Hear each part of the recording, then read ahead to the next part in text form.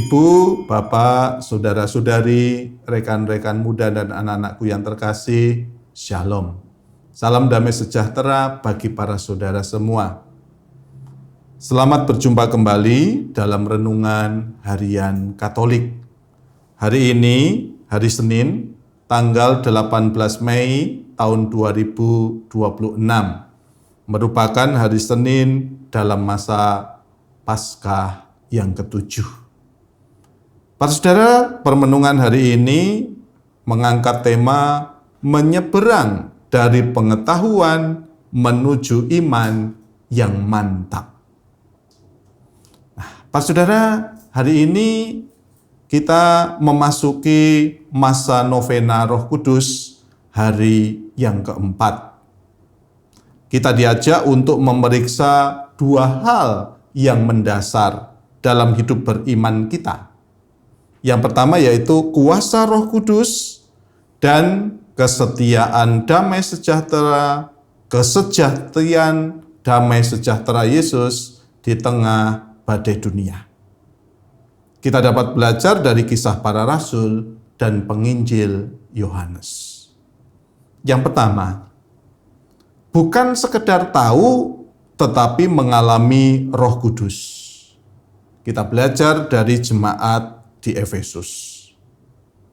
Para saudara, jemaat di Efesus adalah orang-orang baik dan orang yang percaya kepada Allah. Namun iman mereka belum lengkap. Mereka baru menerima baptisan Yohanes, yaitu baptisan pertobatan yang sifatnya membersihkan masa lalu, tetapi belum dipenuhi oleh Roh Kudus yang memberikan kuasa untuk masa depan. Ibaratnya mereka baru memiliki iman yang tanggung. Nah, seringkali para saudara kita seperti jemaat di Efesus ini. Kita tahu ajaran gereja, kita rajin ke gereja, tetapi hidup tanpa mengandalkan Roh Kudus. Kita berjuang melawan dosa dan tantangan hidup hanya dengan kekuatan moral kita sendiri, seperti hanya baptisan pertobatan. Maka di hari keempat novena Roh Kudus ini kita diajak berkaca. Apakah kekristenan kita baru sebatas rutinitas moral dan aturan semata, ataukah kita sudah hidup dalam tuntunan dan kuasa Roh Kudus? Maka mengenal Allah bukan sekedar menghafal dogma, melainkan membiarkan Roh Kudus itu mengobarkan hati kita. Tanpa Roh Kudus, hidup beriman akan terasa kering, berat, dan hanya sekedar menjadi kewajiban. Ketika Roh itu turun, ada sukacita, ada keberanian untuk bersaksi, dan juga memulihkan jiwa kita. Lalu yang kedua, iman yang diuji dalam badai. Kita belajar dari penginjil Yohanes. Nah, para murid dengan sangat percaya diri berkata, "Sekarang kami tahu dan kita percaya." Namun Yesus sungguh mengenal kerapuhan mereka. Lebih dari mereka mengenal dirinya sendiri. Yesus tahu bahwa ketika badai penderitaan datang, mereka akan lari dan meninggalkannya sendirian. Sering kita juga seperti para murid.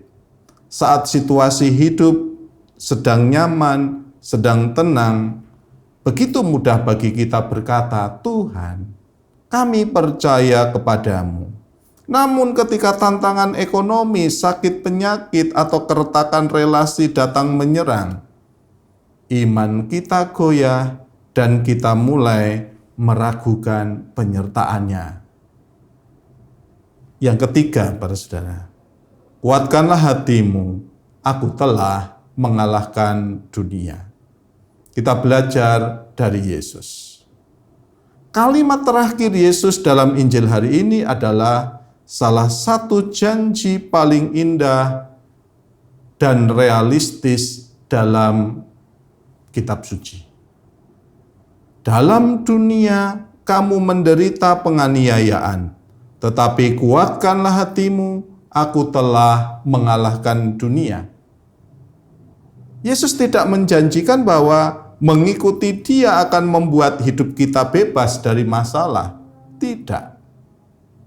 Sebaliknya, Dia secara jujur berkata kepada kita bahwa kita akan menghadapi penganiayaan atau juga kesesakan.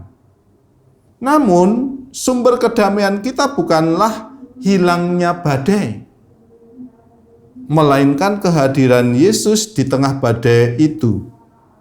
Dia telah mengalahkan dunia, dosa, dan maut. Kemenangannya adalah jaminan bagi kemenangan kita. Maka pada hari keempat novena Roh Kudus ini, kita secara khusus diundang untuk yang pertama, mengakui kerapuan kita. Sama seperti para murid yang tercerai-berai, kita sadar bahwa kita tidak bisa setia hanya dengan kekuatan kita sendiri. Kita butuh Roh Kudus yang memampukan kita bertahan dalam iman. Dan yang kedua, memohon kepenuhan Roh Kudus. Maka kita diajak berdoa seperti jemaat di Efesus itu. Membuka hati selebar-lebarnya agar Roh Kudus tidak hanya menjadi teori dalam hidup kita, melainkan daya hidup yang nyata. Dan yang ketiga, menemukan kedamaian sejati.